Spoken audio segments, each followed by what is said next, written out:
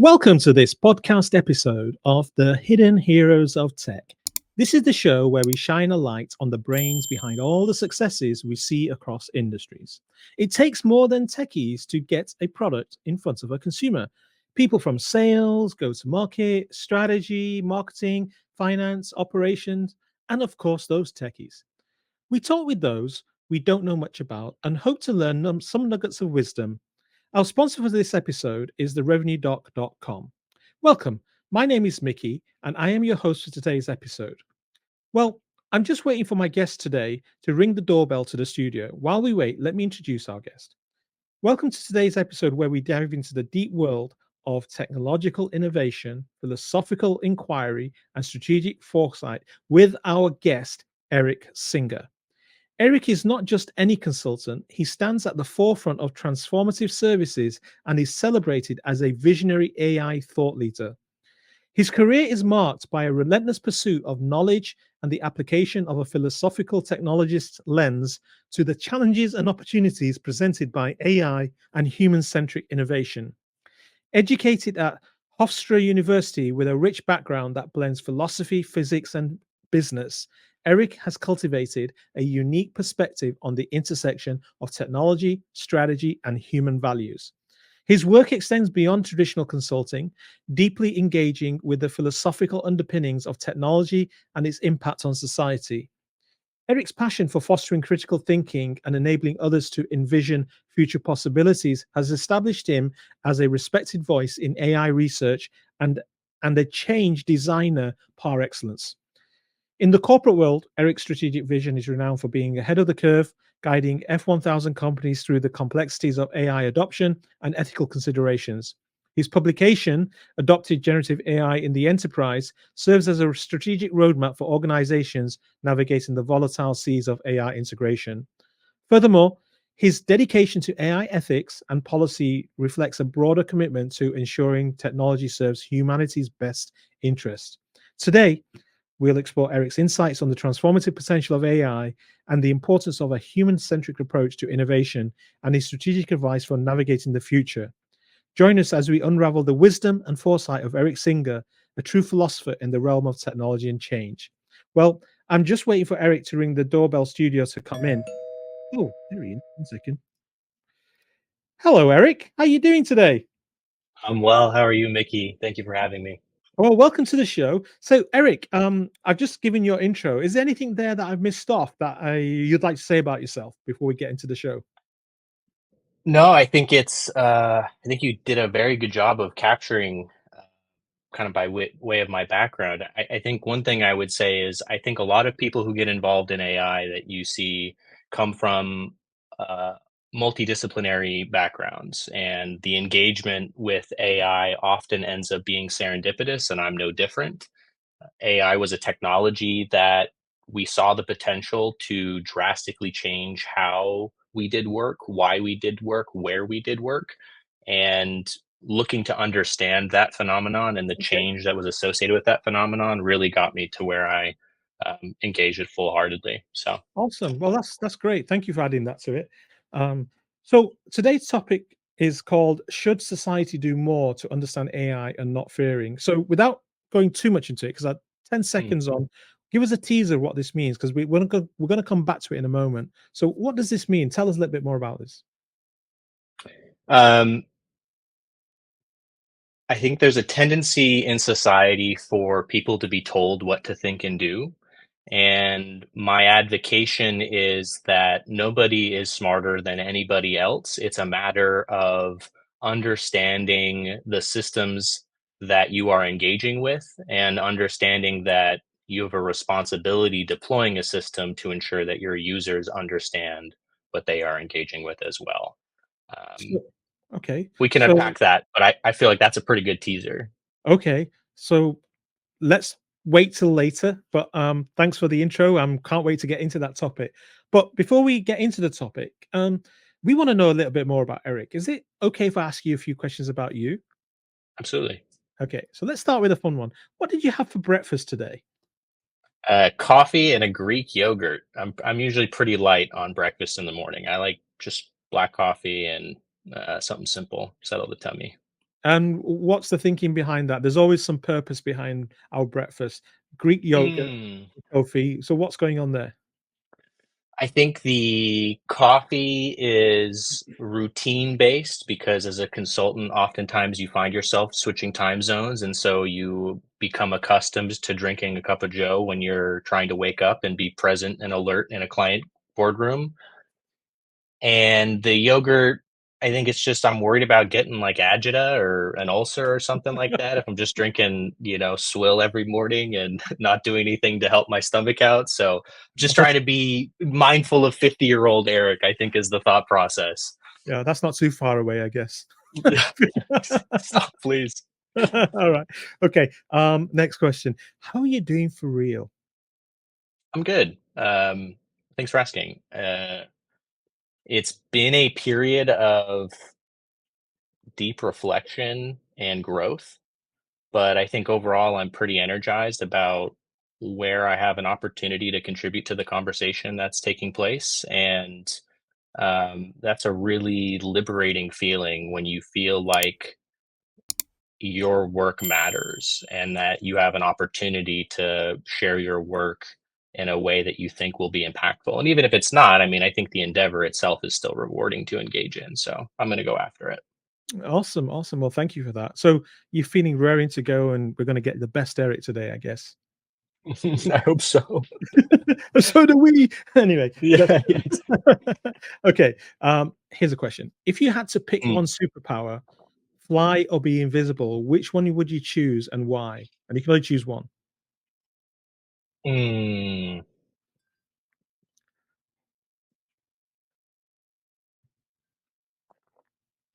Is this you being invisible now? No, it's me trying to actually answer the question thoughtfully. I kind of feel like when you answer these lemmas, it usually ends up being something of like uh, every time you answer them, there's going to be either something about what you did today or what you were recently reading that's going to affect how you are like particularly answering the question, right? I think generally I like the idea of being invisible just because of the ability to like go places other people couldn't. Similarly, I guess you could accomplish that with flying, but you still have repercussions you have to deal with flying, right? Like I go fly into like some secret satellite base or something, great, but now they know that I was there. Whereas if I was invisible, okay, yeah, I got to arrange for travel, but I got to do that anyway. So. So why do you want to be invisible? What would you do with the power of being invisible? You go places and Mm, nobody knows you're there. So what are you going to do with that power? nothing sinister. I think I'm just more interested in like being able to see and do things where I feel like reasonable restriction shouldn't prevent me from being able to like do it. So like a good example might be like that certain waterfall areas are particularly prone to erosion from tourists. Sure, the rule exists because in mass for the millions of tourists that go there, that is bad. But the one invisible person who does it is probably not going to make that much of a difference. Now, this is not to suggest that like my ethics are waffling or like this is the foundation for all I'm doing, but I'm saying like, come on, man, like of all the things that you could do when you were invisible or you could fly, I think what I'm saying is pretty mellow in terms of like criminality or corrigibility that I'll feel guilty when I I, go to bed at night, you I know? never I never mentioned anything criminality or anything. You No, brought that listen, I saw the glances you were looking. You're thinking, okay, this guy wants to go find some gold bars, disappear, buy an No. island. Well, there's nothing wrong in that, nothing wrong in that. So okay, let's do this next question. Okay, this is an interesting one. Mm, How many square feet of pizza are eaten in the US each year? Now, this type of question comes up in an interview where you go for places like interviews for places like Boston Consulting and you mm. know what do you call it, McKinsey and places like that. And really, there's no right or wrong answer here. So just here to understand, how does Eric think about this question? So, how many square feet of pizza are eaten in the US each year? I think this could be solved a couple different ways. I think the immediate napkin heuristic that would be used would be something like understanding the number of people in the United States that consume pizza and the rate at which they reasonably might be assumed to consume pizza, and then factoring in the average size of the pizza consumed based on average pizza size across the United States, and you could select an arbitrary figure for that. Um, I think if I had access to more data, my inclination would be to instead look at trends and try to aim for, rather than a simple multiplication uh, derivation, instead go for something like a you know integration of a curve area informed by the rate at which pizza trends are occurring around the United States, right? So there's going to be like greater pizza consumption or declining pizza consumption based on dietary trends, right? There are people who are gluten free that even if there are gluten free alternatives offered, they may not still want to get pizza, right? Because generally speaking, I would argue the Venn diagram of people who are gluten free or dairy free probably also are more health conscious. And I would contend that, like, generally pizza does not fall into that category. So Okay. all of those figures, I think, would be more useful in elucidating the information that you're trying to get out of, like, the square feet question, right? Because that's just a simple tell me the area under the curve. So how many square feet of pizza are eaten in the US? Uh, I think if your objective is to understand how I identify the parameters that are relevant to answer the question, I think I've illustrated that. But if your objective is to hold me to a specific discrete figure that you and I both know to be arbitrary and irrelevant, um, I could write a number on the board, but you and I both know it's probably going to be wrong. Well, Um, we don't know you know, that, do we? That's the that's glass true. half empty. It could be right. Um, I think without having to brush off my old calculus textbook, I think I'd be inclined to do the napkin math. So All if I'm right. permitted to write down my answer, I would say probably 16 inches to 18 inches is an average pie size, averaging between like the personal 10 to 12 and like the bigger 20 to 22 family size. There you Um, go. I'm going to give you a break. 350 million. I'm going to give you a break because this can go on forever. Let's go to the next Mm, question. But it was really interesting listening to you. I liked it. I liked it a lot. Okay. What is your spiciest opinion that most people disagree with? And I'm guessing you have a lot being a philosopher. mm. I'll start by saying I don't like obnoxious philosophers, and I know some people might find me obnoxious. So, like, okay, fine, um, but I don't like the philosophers that like ask questions in like the kind of caricature of Socrates. That's like, although Socrates himself was like plenty annoying, right? Um, So all that to say, I feel like my spicy opinions are more benign, right? I think one of the ones that I shared earlier is probably one that I hold pretty fervently, which is I'm not a firm believer that anybody is smarter. And I understand I probably have to qualify that and like really tease out what I mean by that. But I don't really get a sense that anybody's like more capable than anybody else relative to, I'm sure there are like standard errors of mean and all that kind of stuff. And this is probably more well settled in the domains of sociology and all that other kind of stuff, developmental psychology. Um, but I guess the broader point is I'm a firm believer that meeting somebody where they are is more important than the subject matter or how or like what it really is about, right? The fixation of understanding matters more about the communication of the information to the recipient and how they best receive information. um, Maybe fundamentally I'm describing communication as a discipline, right? But I think it's philosophically rich and interesting, the Interesting. communication of meaning. Yeah. So basically, you don't like people who BS you. Absolutely. That's But see, really that's not necessarily an objectionable opinion, right? People don't like being BS'd in general, I feel like. So okay. All right. Thanks for that. Let's get into the meat of mhm. today's show. Should society do more to understand AI and not fear it? So, okay, Mm. let's talk about the fear factor. What is there to fear with AI? Hmm.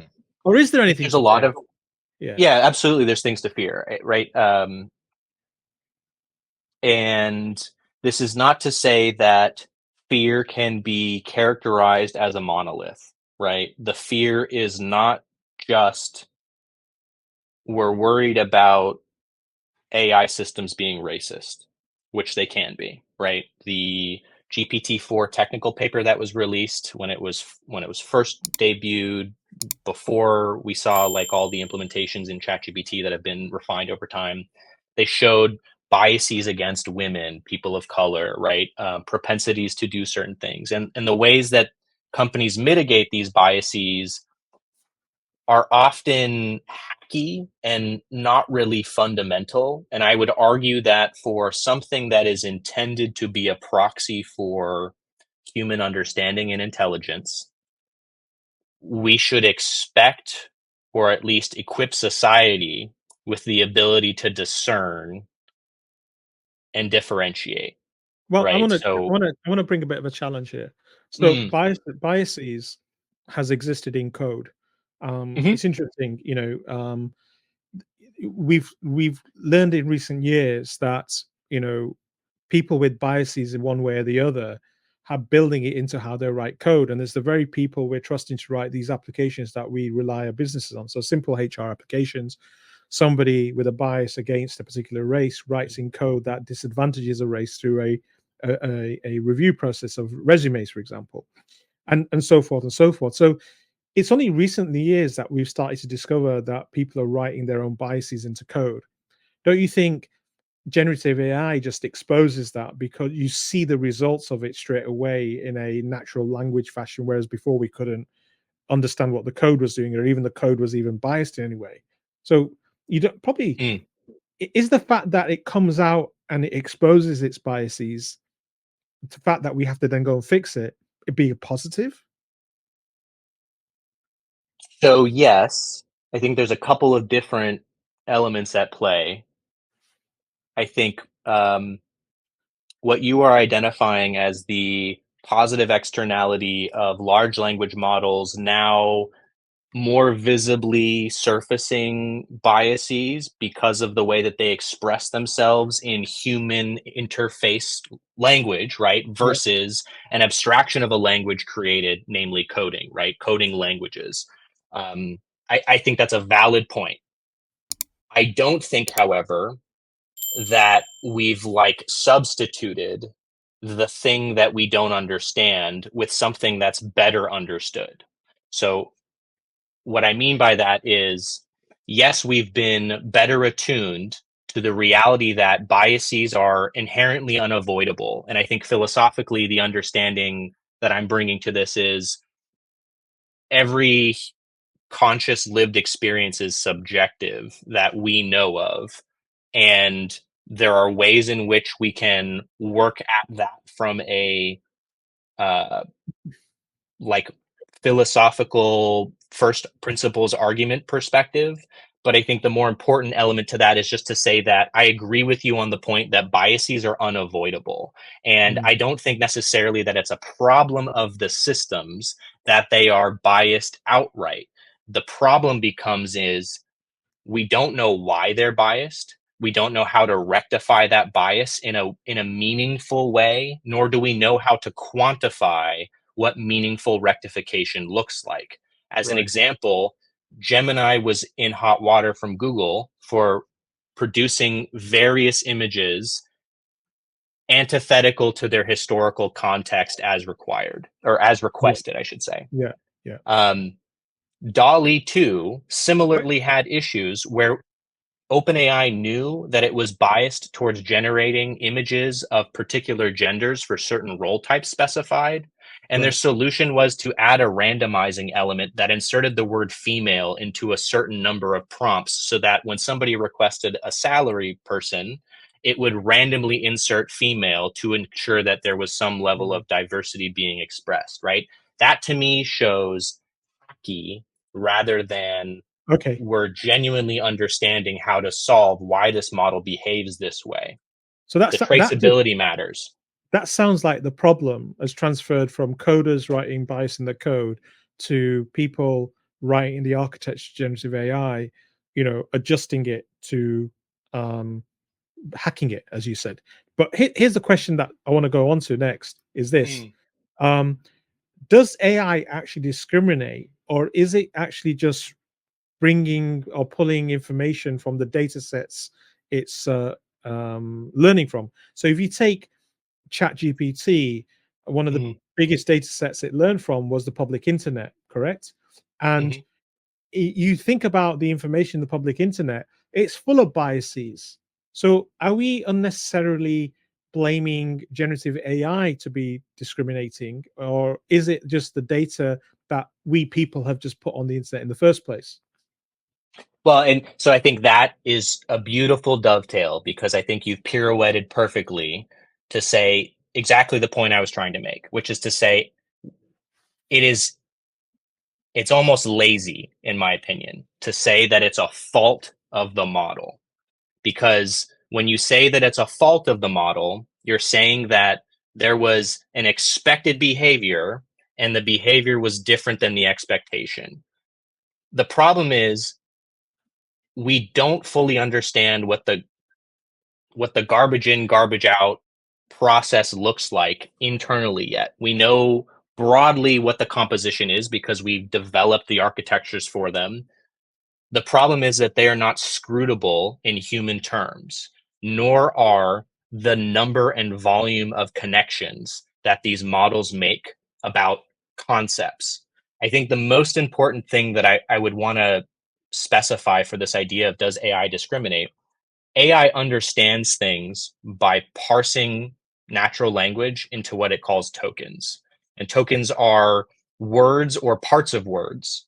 And these are the chosen semantic subunit used by all of these large language models that are on the frontier to understand and interact in the parlance of Mm. whatever language chosen.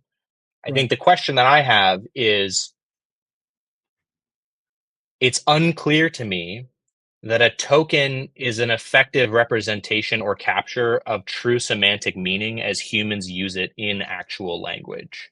And so, what I mean by this is to say that when you ask the question, does AI discriminate?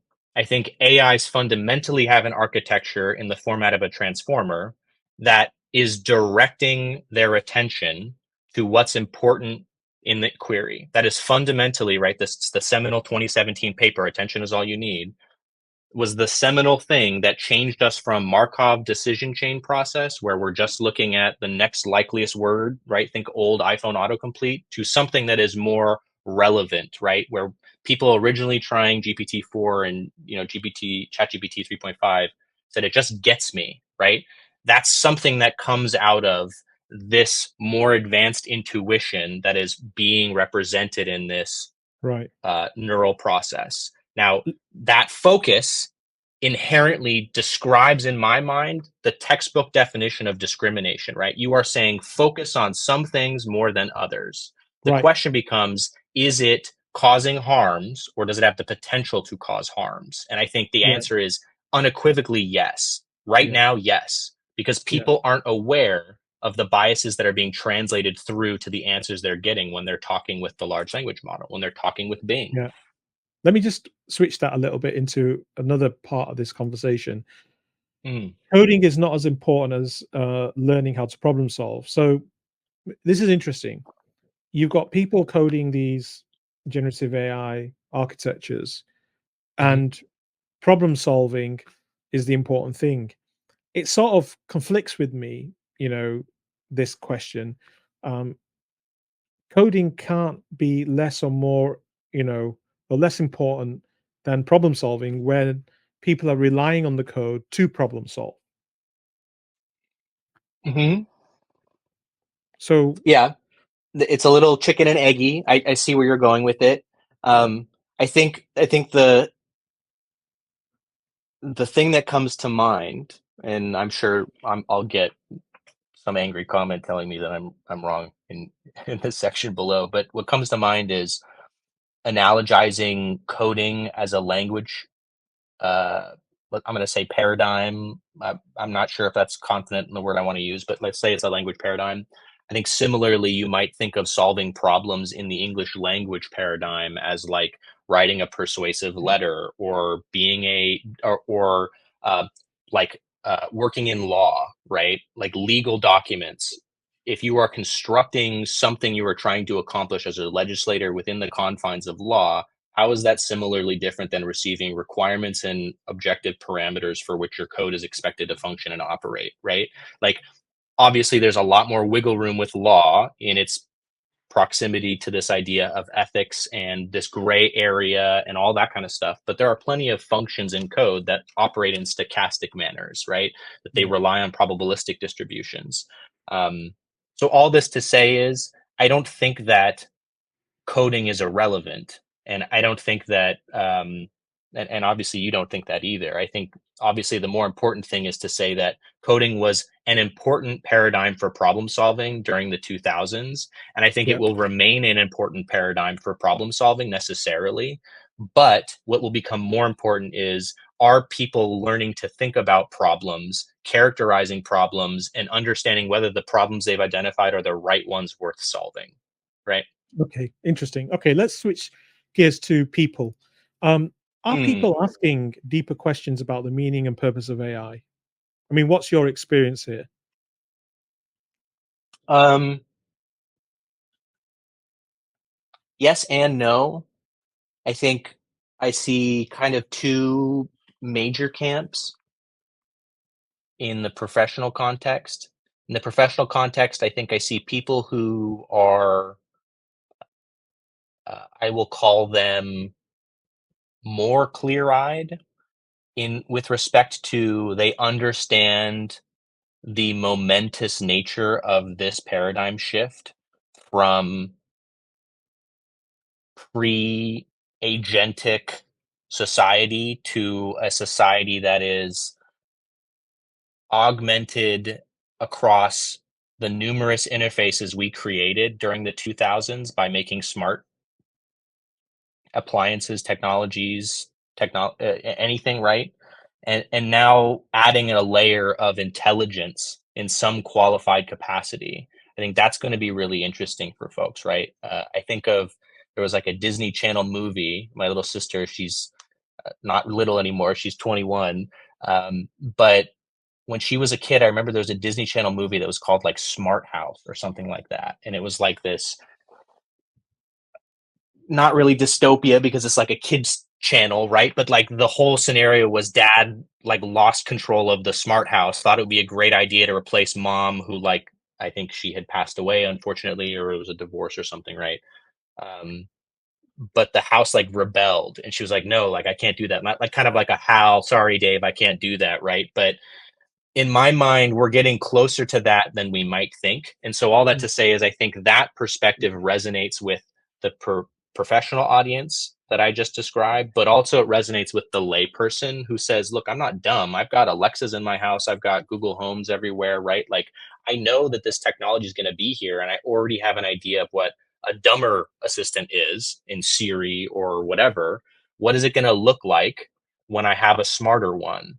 And I right. think people are scared because they want somebody to tell them what it's going to look like, right? They want Oh, somebody to give them a crystal ball of the future, and we can't do that. well, that's interesting. So that brings me on to the next question. Are we setting the right expectation of how we use AI technology? No, right now, no. And that's why I'm getting engaged, because I think when I mentioned the serendipity at the start of like my involvement with AI, what I found myself doing was reading papers or releases or announcements in AI about people who were ostensibly important talking about their use cases or what they meant to society, when typically processing, excuse me, sparkling water, typically when processing meaning, that's usually, I think, inherently in the idea of processing, there's a time component, but that's an activity that society collectively engages in, right? We parse the meaning of a technology collectively. I think there are influences and directions that can be set or intended for a technology by its creators, but you can ask anybody who created any of the seminal technologies that have absolutely changed our world, from the internet to electricity, and I can guarantee they didn't envision some of the things that have kind of born out of that Well, that's interesting. revelation. That's interesting. So, if we're not setting the right expectations now, Mm. my next question is really, what's the point of this paradigm shift with Gen AI if we don't know how to set the right expectations? Because Like, it's what's not the the, point in anything, man? well, no, because we've invented this thing, Mm. and we're saying we're not setting the right expectation. So then, why did we invent it? With what point? With what purpose did we invent this thing? You know. I think that's an interesting story that I'm sure probably somebody is either writing or maybe already has written, and I'm just ignorant to it. But I think the like characterization of the space as a retrospective or historical account would be fascinating because I think some of it already exists in kind of oratory fashion, shared through blogs and conventional wisdom. And this person worked on this paper, and we can follow that lineage through, right? But um, I think this is where, to my last point, the motivations for what they created, I think, were different than what came out. Yeah. Um, I think some of the early motivations for the work that went into GPT was like classifying Amazon comments, right? Like I have to, people can maybe can fact check me on that, but I'm pretty sure one of the core authors for like the GPT uh, two, maybe GPT three, um, was like working on a way to understand how best to classify Amazon comments in the comment section of product pages. And then like there was this eureka moment of like, well, hey, we're basically doing this activity of understanding natural language, right? Um, so all that to say, like, what's the point? I think the point is what we make of it. I think the point is there's never been a time in human history where somebody could go from an idea to reality ever before. And so that level of power should be both exciting, exhilarating, and humbling and scary because where societies of the past have historically relied on, I'm going to call them soft barriers to entry, those barriers are markedly lower than they ever were before.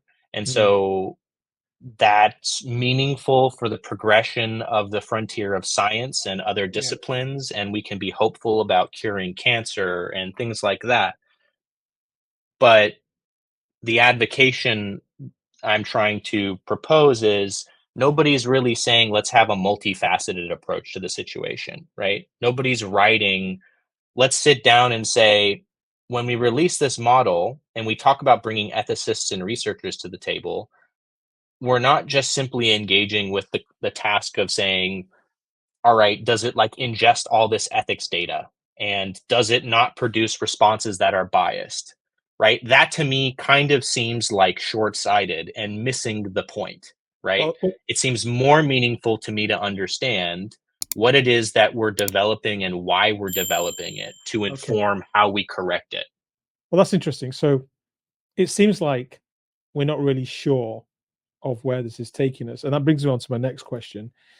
Are we in fear of AI becoming sentient, especially if we get Mm, bored of it and stop paying attention to it? Because if we don't know what we're going to do with it, and as the population at large, we just sit back and let whoever can do something with it define it, are we mhm. letting 0.1% of the world's population define how our lives are going to be?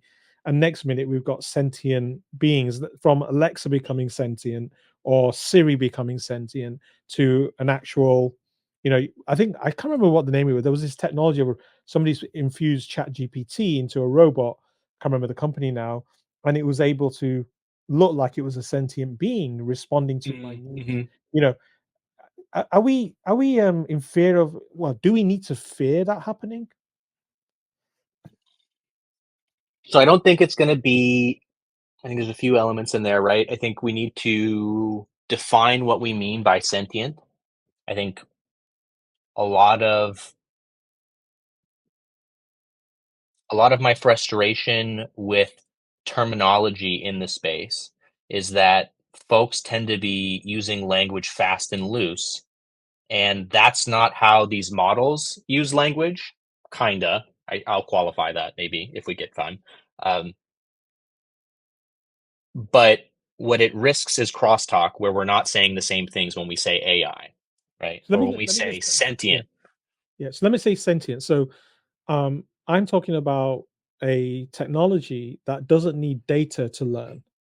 It meaning Mm, it doesn't need to be fed data or data sets to know what its next action is. I would say any robot or any technology that needs a data set to inform it is not sentient.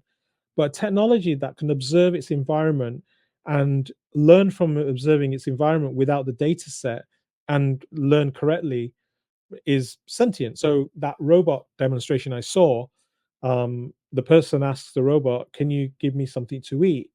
And the robot then looks around and goes, "Okay, the only thing available on this table is an apple."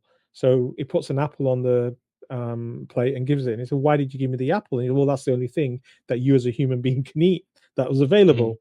You know, and when it asked, "Can you take the dishes off the table and put them away?" And it decided it was going to go and put them on the drying rack. Well, why did you do that? Well, that's the obvious place to put them. You know, mhm, there was no data informing that person or that sent that device to take those plates and put it in the data rack. It had to make a decision on what to do with it and assemble a criteria for what it wanted to do. I guess there's some machine learning in that or probability going on where it's clearly learned, there are 1,000 places to put plates, but in the mhm, absence of all the others being there, I'm deciding to put it here versus mhm, I need to go and look for a cupboard first, or I need to then go and look for that and eventually get to the drying rack on the side, which is what a data driven model might do, if that makes sense. mhm. So it all makes sense. I think my response would be that no model would exist that just like comes out and could do what you're describing. Like it has to have some kind of foundational level set of information that grounds its concepts and representations of the world for it to be able to be associative with those concepts to do the kind of reasoning that you're saying it's doing. I Right. guess my commentary is more at the level of, to your point about, could be probabilistic, right? When we say that the robot is making decisions, is that actually what is happening? Or is the robot following a very, very complicated if this, then that type scenario Well, on a probabilistically incomprehensible scale to the yeah. human mind? You just described the human mind. So the question then is the human mind not just a robot? I mean, just because it's organic doesn't mean it doesn't Hmm. think in that logical manner. There's been some science that says, our reactions, emotive reactions, are actually a very, very fast decision being taken place. So when Hmm. I become angry, I would say, you, Eric, have made me angry. That's not the case. You exhibited an environmental variable of anger or distaste towards me. I've actually processed that and go, oh, that's Eric showing me something. What should I Hmm. respond? I've experienced that respond in the past, and my data set from the past says that should exhibit a response of anger. So how are we any different?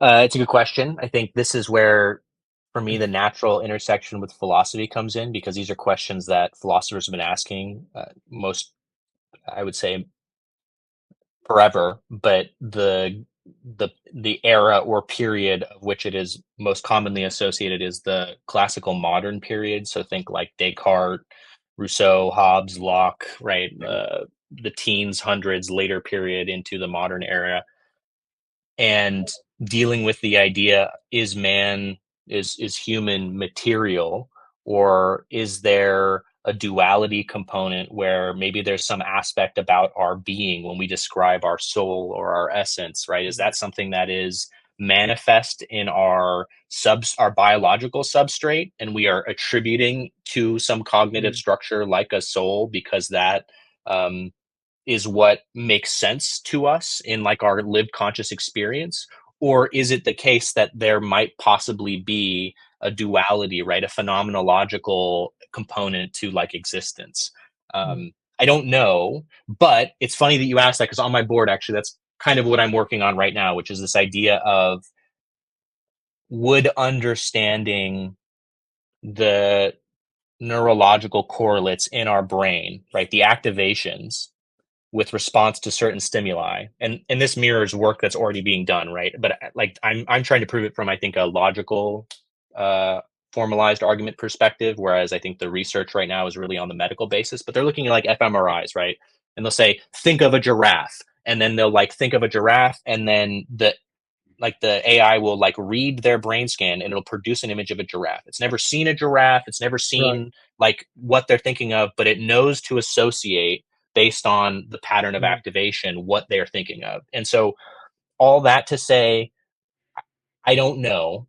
We don't collectively know, but it's really exciting where we are technologically to see what the potential is about understanding our own existence yeah, and understanding the things that we've created. yeah. Awesome. Well, can people walk away from AI? Mm, I'm going to say once they've bitten from the apple, uh, no. I think the problem is some people think they've bitten from the apple and they haven't. Um, Ethan Mollick, uh, and the only reason I mention him is because I'm reading his great book right now, Co-Intelligence. He published on started this month. Um, but one of the things he talks about at the very start is the introduction is this idea of 3 sleepless nights. He thinks it takes 3 sleepless nights for people to really kind of adapt to what's happening with this new paradigm wrought with generative AI. Mm, And in my mind, I think when people kind of overcome the hurdle that they may have had an experience with GPT 3.5, which was the free version, which is still very good, but I think some people think that like that's all there is to offer from large language models, and they haven't experienced some of the very impressive passing the medical exam, the bar, right? All of these other incredible mm, feats um, that are exhibited by the likes of Gemini Pro and mm, OpenAI's GPT-4V and Claude's 3 from yeah, Anthropic, right? So all of these models are very capable, and I think when people really see that capability, it gives them a moment of pause to say, okay, well, now what do I do about this? yeah. Interesting. Okay. Um, so what's Eric doing about all this? Because you're very, very well educated and versed and deeply knowledgeable. So what are you doing? Hmm. I mean, it's all great Um, knowledge, but what are you going to do about it? so it's a good question. I think the path that I'm going down right now is more information gathering and fact finding. I think there's a lot of good literature that was published within the last year and preprints as well that kind of Mm, give a good litmus for the directionality of the industry from an enterprise perspective, which I think is really the biggest limiting factor for a lot of the adoption of these technologies. It's not going to be, how good it is or how powerful it is. What's going to matter is whether or not the interfaces and the enterprises that control the experiences that we deal with adopt them in the ways in which they adopt them. And so, the most powerful thing that folks can do right now, and I think it really mirrors with this idea of hidden heroes of tech, is getting involved at the layers that they are, especially if you're involved in advisory strategy, any kind of consulting of any flavor. In my mind, this is the moment to not shy away from having mm, serious, meaningful conversations about what matters in the moment, because those decisions are the ones that are going to impact ultimately whether people are truly harmed or affected, is if only profit motive is considered and not kind of the more dynamic nature of the phenomenon that we've been walking around. right. More concretely, I'm writing a white paper, more of an exercise in, I think, harmonizing some state of the art methodologies that I've seen. So that's not really interesting, but I am writing a book.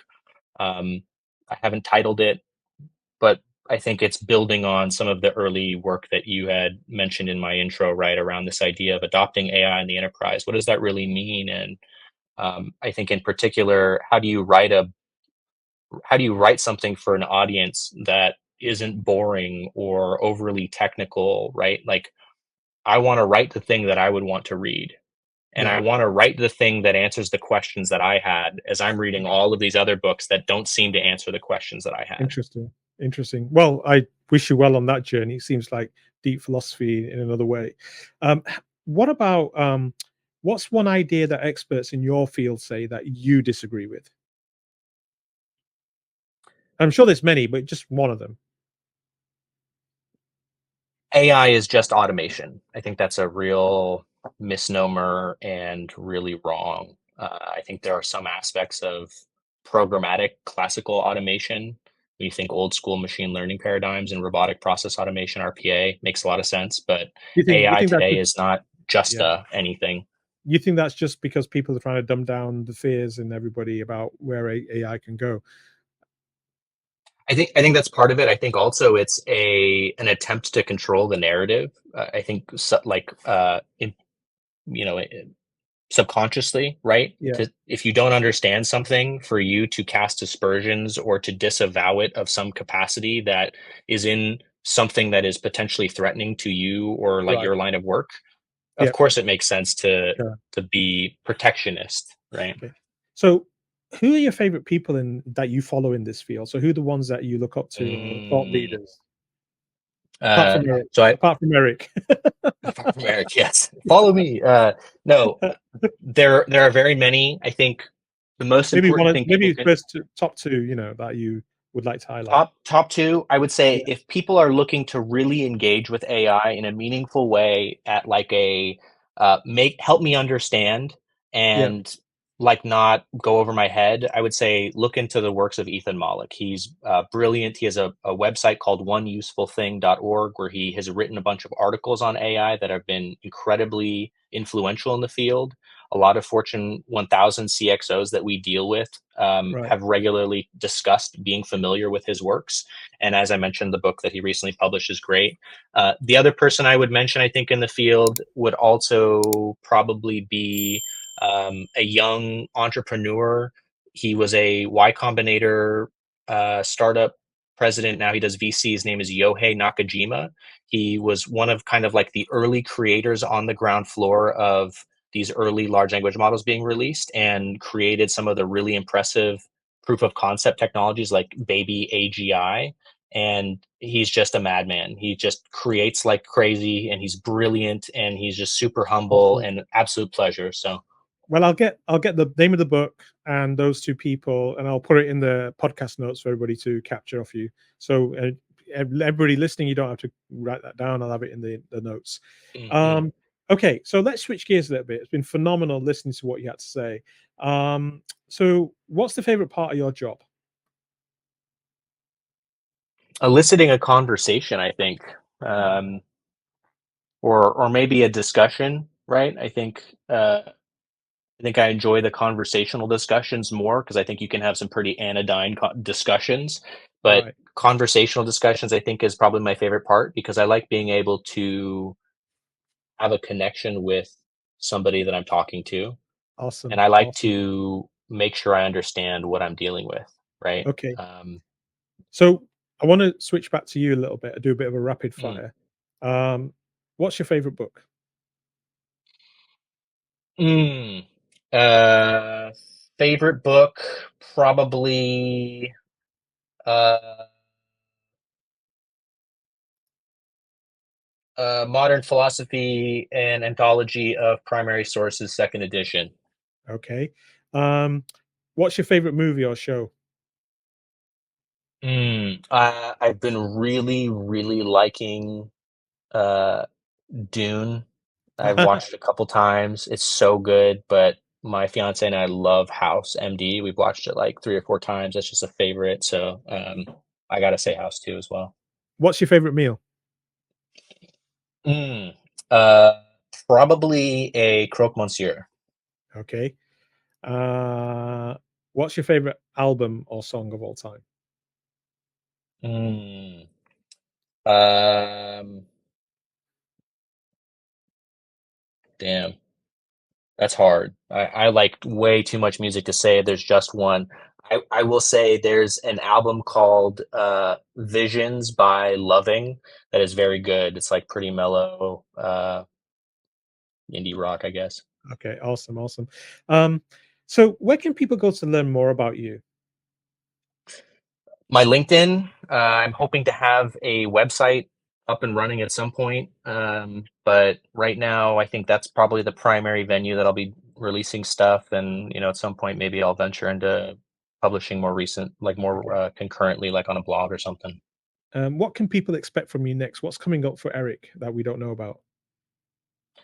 So I'm currently in between opportunities, so I'm taking this as kind of like a moment to really pursue like a whole bunch of academically intriguing elements to me that I think we've talked about already, so I don't want to go over them again. But I think broadly, kind of the short term, you know, timeline for me is working on that white paper around kind of best methods for uh, a heuristic for cognition in humans, but in agents, and then also working on a book that tells people how to best use AI in like a holistic, considered way rather than like a weird kind of technical way.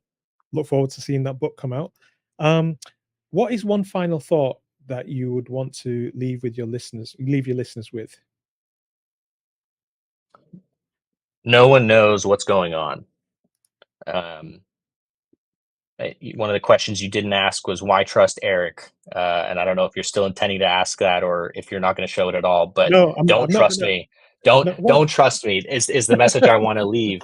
Nobody has the answer, and I think the best advice I can give anyone in this moment is seek to understand through engaging with it. Like you will Right. not understand it by keeping at arm's distance, and I know not everybody has to be interested in technology, but Yeah. this is like one of those things akin to like learning how to Google, right? And I know it's really hard for people to think back 20 years to like when Google was like first coming out, but people really take for granted how many years, decades of development of their Google prompting got over time.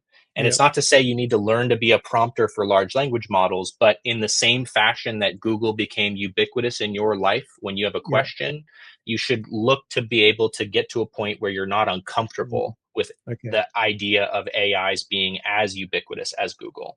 Awesome. Um, is there anything we haven't covered that you want to say before we close out? No, get engaged. I think I've said it enough, but get engaged. Don't be complicit or complacent in this moment. Do Okay. everything you can and do what's right. Okay.